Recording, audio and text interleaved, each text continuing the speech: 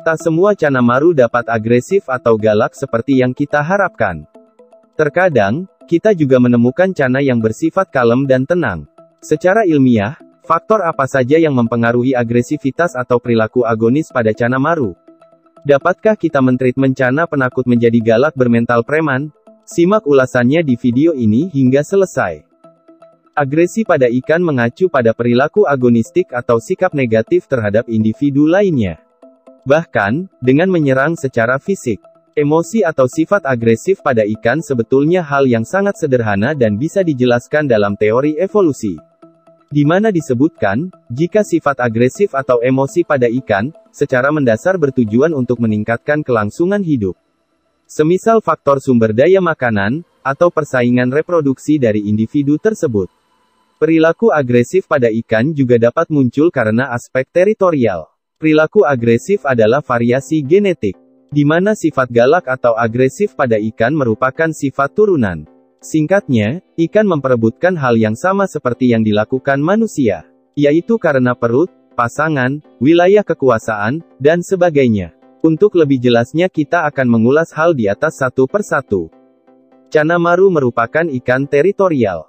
Artinya, ada wilayah yang dipertahankan atau dikuasainya baik secara individu atau berpasangan. Di alamnya, wilayah tersebut perlu dijaga karena menyediakan sumber daya yang mencakup makanan, tempat tinggal, pasangan atau anak-anaknya. Sambil melindungi wilayah kekuasaannya, maru sering menunjukkan perilaku agresif terhadap ikan lain yang dianggap sebagai penyusup. Sebagai penguasa wilayah, maru dapat menyerang ikan lain hingga menyebabkan luka bahkan kematian. Sedangkan di akuarium, mungkin Anda pernah melihat bagaimana cana maru menyerang ikan lain, bukan untuk dimakan tetapi hanya sekedar untuk membunuhnya. Sebuah jurnal yang ditulis oleh Theo Becker mengklaim, umumnya ikan teritorial jantan juga sangat agresif jika ingin mendekati ikan betina di wilayah tertentu. Hal ini dikarenakan adanya kemungkinan mengarah pada persaingan di antara para ikan pejantan. Terdapat hubungan yang mendalam antara sifat agresif pada ikan dan ukuran wilayah yang dikuasainya. Di alam, pada wilayah yang lebih kecil ikan betina sering menghilang sebelum masa kawin. Karena pada dasarnya ikan betina memang tidak terikat untuk kawin dengan ikan jantan tertentu. Jadi, jika secara kebetulan ikan betina tertarik pada jantan lain, maka betina ini dapat meninggalkan pejantannya begitu saja.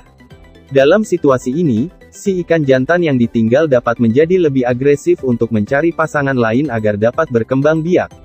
Terdengar semacam drama atau sinetron, tetapi begitulah faktanya kehidupan ikan teritorial di alamnya. Dari faktor luas wilayah ini, mungkin menginspirasi para kiper maru dalam menarik kesimpulan. Jika ukuran akuarium kecil dan airnya pendek, maka dapat meningkatkan mental atau agresivitas cana maru. Wilayah yang sempit berarti, sumber daya yang sedikit. Secara umum, ikan teritorial seperti cana maru biasanya paling sensitif terhadap ikan dari spesiesnya sendiri dan berjenis kelamin yang sama. Ini dikarenakan cana maru dewasa harus mempersiapkan tempat yang aman untuk berkembang biak dan kemudian untuk menjaga telur dan anaknya. Agresi teritorial dapat terjadi tidak hanya karena tekanan kawin untuk menghasilkan keturunan atau karena adanya ikan lain yang bisa menjadi penyusup atau tukang tikung.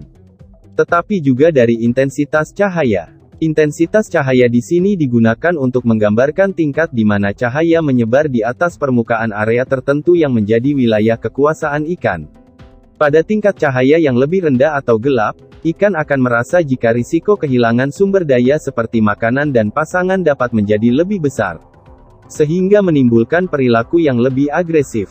Salah satu penelitian juga menyebutkan, saat intensitas cahaya meningkat, ikan dapat saling melihat satu sama lain untuk mempertahankan wilayah masing-masing.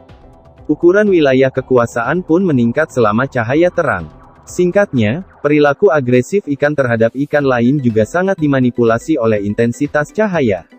Oleh karena itu, dalam proses rekondisi cana maru tangkapan alam, jantan dewasa biasanya dimasukkan ke dalam box styrofoam dan tertutup.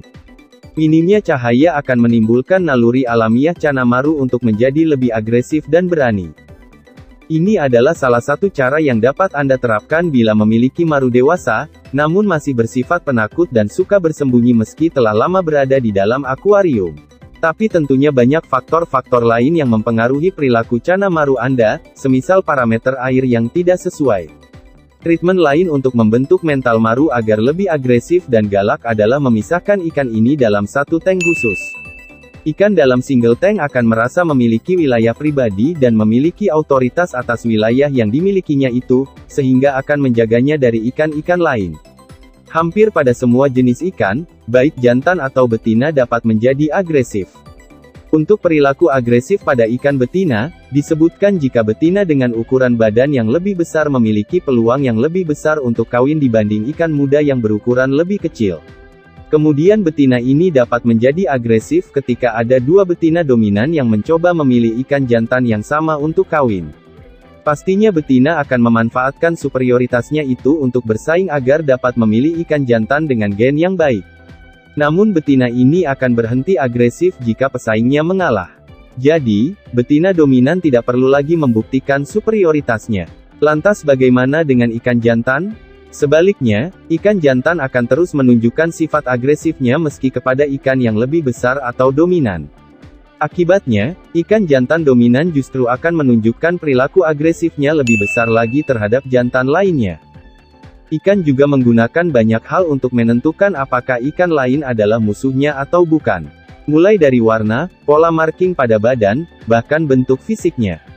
Semakin si ikan melihat ikan lain mirip dengan dirinya sendiri, semakin besar kemungkinan ikan itu akan menjadi target. Setidaknya begitulah hasil eksperimen S. Josephine Dalbom dan rekan, yang bereksperimen pada beberapa jenis ikan.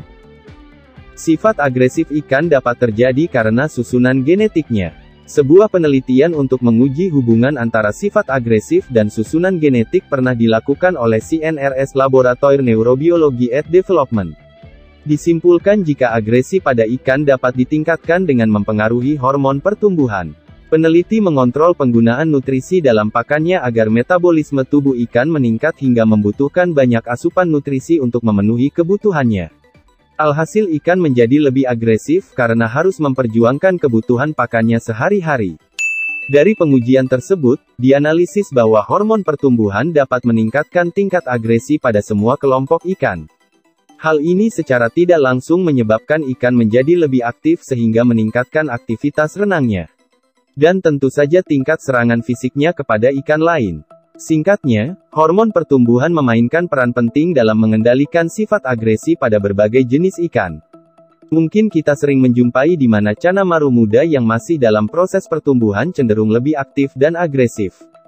Ketika semakin tua, perilaku itu akan terus menurun hingga ikan mungkin akan nampak lebih kalem. Para kiper Cana terkadang membiarkan ikannya berpuasa untuk meningkatkan perilaku agresifnya. Dalam keadaan lapar, insting bertahan hidup ikan tentu akan keluar dan berupaya untuk mendapatkan makanan. Banyak pula para kiper menerapkan teknik memberi makan dengan cara menggoda ikannya. Sebelum memberi makan, maru seakan diajak bermain-main sampai ikan mengejar pakan yang ada di tangan kiper. Memberi pakan hidup sesekali semisal cere atau ikan kecil lainnya, juga dapat menaikkan sifat agresif Cana Maru karena akan meningkatkan insting berburunya.